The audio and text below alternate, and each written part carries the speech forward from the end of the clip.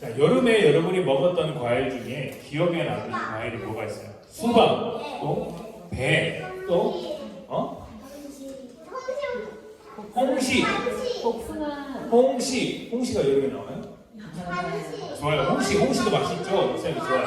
또 사과가 여름에 나와요. 자, 사과 여름에 먹었던 과일. 여름 과일 하면 생각나는 것들 한번 이야기해 보세요. 수박 있었고요. 수박도 과일인가요? 과일이죠. 또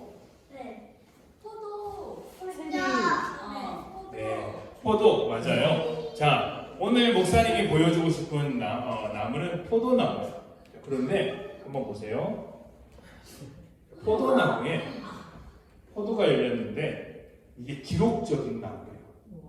나무 한 그루에 포도송이가 가장 많이 열린 걸로 기록이 된 거예요.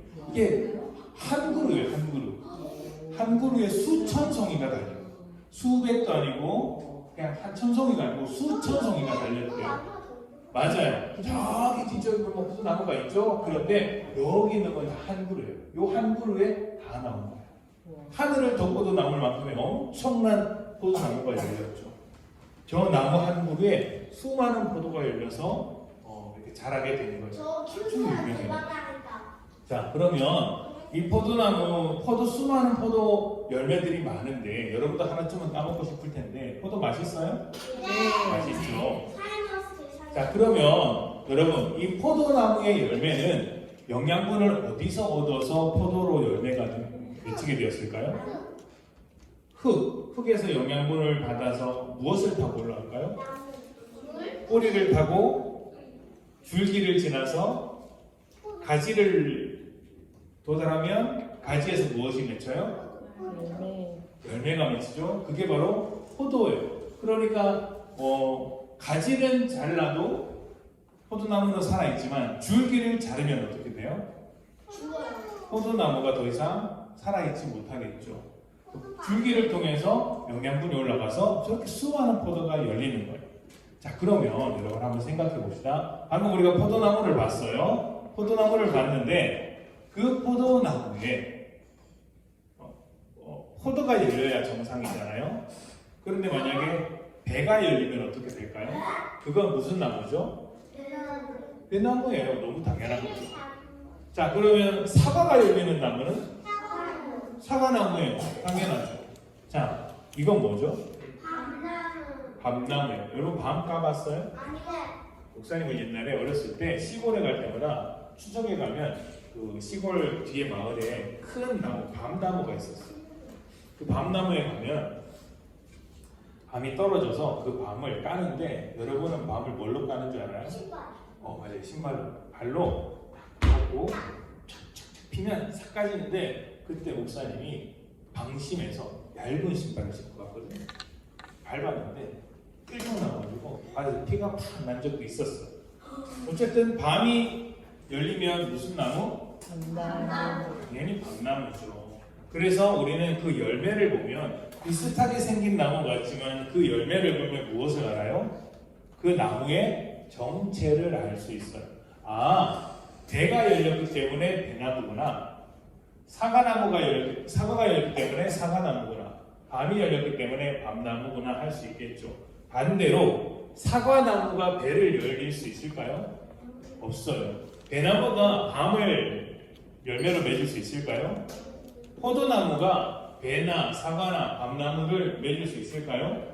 없어요. 어떤 나무에 따라서 열매가 맺히게 되어 있죠. 성경에서는 예수님을 이렇게 소개하는 이야기가 있어요. 예수님이 무엇일까요? 나무라고 소개한 적이 있어요.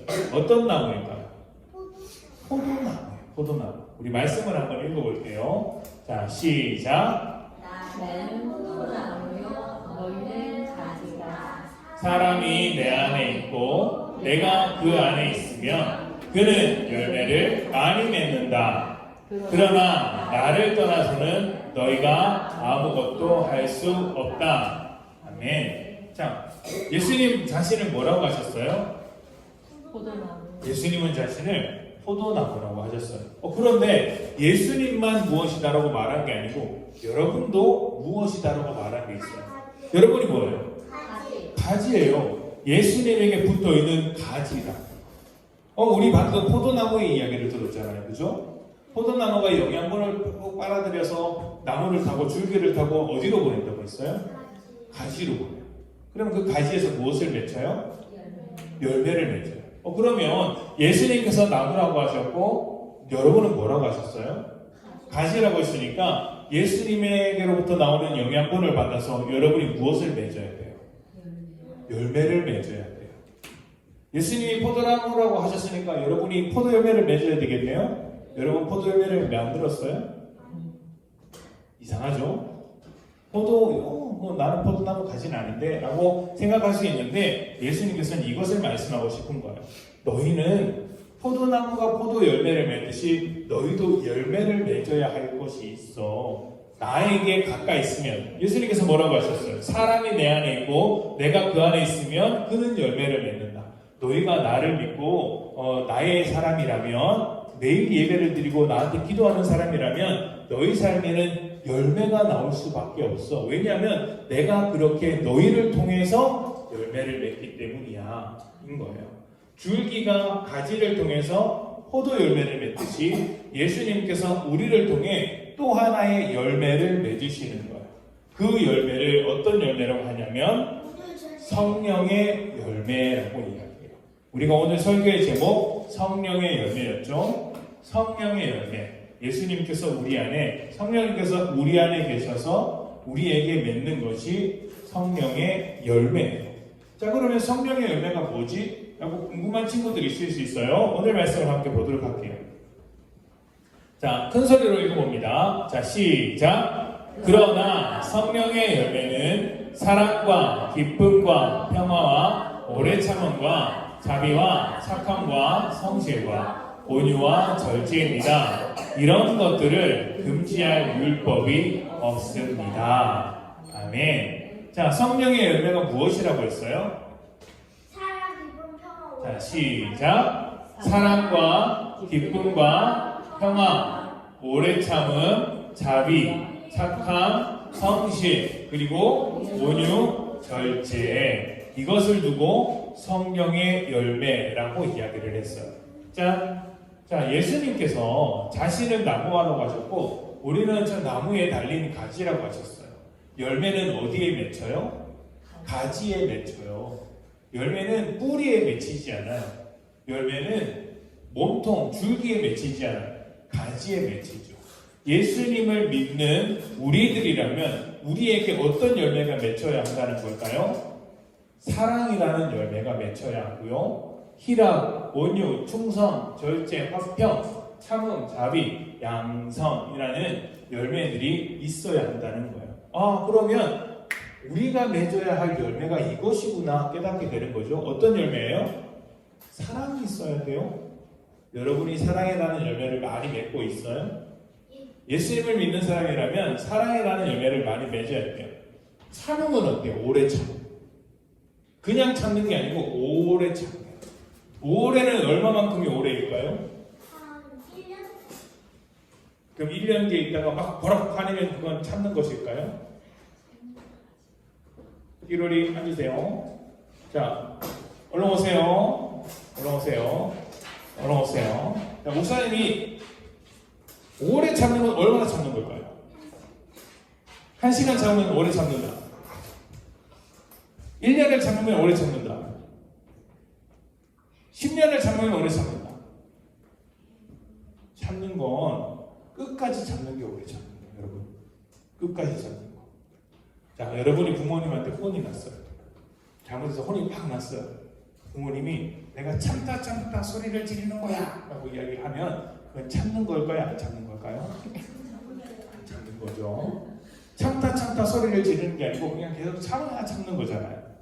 참다 소리를 지른다는 것은 더 이상 안 참겠다는 거예요. 근데 예수님은 오래 참으라고 하셨어요. 오래 참으라고 하셨어요. 자, 또 하나 볼까요? 자, 화평은 뭘까요? 평화롭게 지내는 거예요. 여러분은 다른 친구들과 다른 사람들과 평화롭게 지내고 있어요? 안 그럴 때도 있고 그럴 때도 있겠죠. 평화롭게 지내는 것이 열매로서 우리에게 있어야 한다고 이야기를 하셨어요. 자, 그런데 여기 중요한 게 있어요. 자, 여러분, 포도나무에는 포도도 열리고 배도 열리고 사과도 열리고 이렇게 할까요? 포도나무에는 포도만 열려요. 그죠? 배나무에는 배도 열리고 사과도 열리고 귤도 열리고 할까요? 배나무에는 뭐만 열려요? 배만 열려요.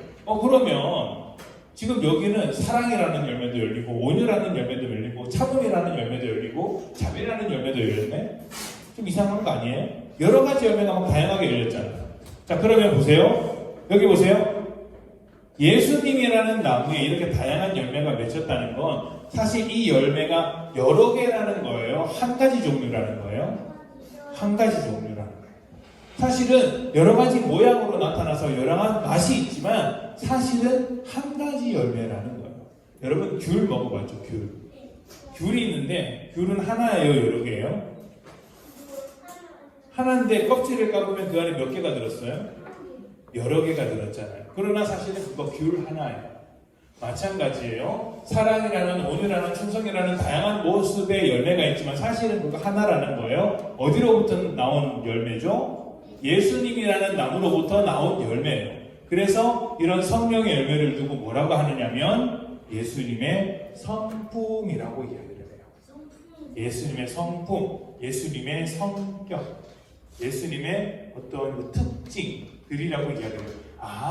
그러면 예수님께서 하시는 말씀이 이런 것이구나. 예수님께서 우리를 사랑하시고 예수님께서 우리에게 오래 참으시고 예수님이 우리를 보시고 기뻐하시고 예수님께서 우리와 화평하게 지내는 모든 모습들이 우리를 통해서 나타나야 하는구나, 열매로 나타나야 하는구나를 알게 되죠. 자, 그런데 여러분, 열매는 누가 먹어요? 나무가 먹어요? 나무가 아닌 다른 사람들이 먹겠죠? 새들이 날아와서 쪼아 먹을 수도 있고 동물들이 따먹을 수도 있고 사람들이 먹을 수도 있어요. 그러면 예수님께서 나무가 되어서 우리가 맺는 열매가 누구에게 좋아야 돼요? 다른 사람들에게 좋아야 돼요. 내가 다른 사람을 사랑할 수 있는 것이 예수님의 성품을 담는 것이고 또 내가 다른 사람과 잘 지내는 것이 예수님의 성품을 담는 것이라고 이야기를 하세요. 이 성품이 총 몇 개? 몇 개일까요? 9개. 9개. 이렇게 예수님의 성품을 가진 사람들은 사람들 사이에서 어떻게 될까요? 여러분, 성품이 성격과는 다르지만 성격이라고 해봅시다. 굉장히 좋은 마음을 가진 친구, 사랑하는 친구, 오래 참는 친구, 즐거운 친구를 만나면 어떨까요? 같이 놀고 싶고 함께하고 싶겠죠? 만약 여러분이 예수님의 성품을 닮아가게 된다면 여러분을 바라보는 다른 친구들의 표정이 이럴 거예요.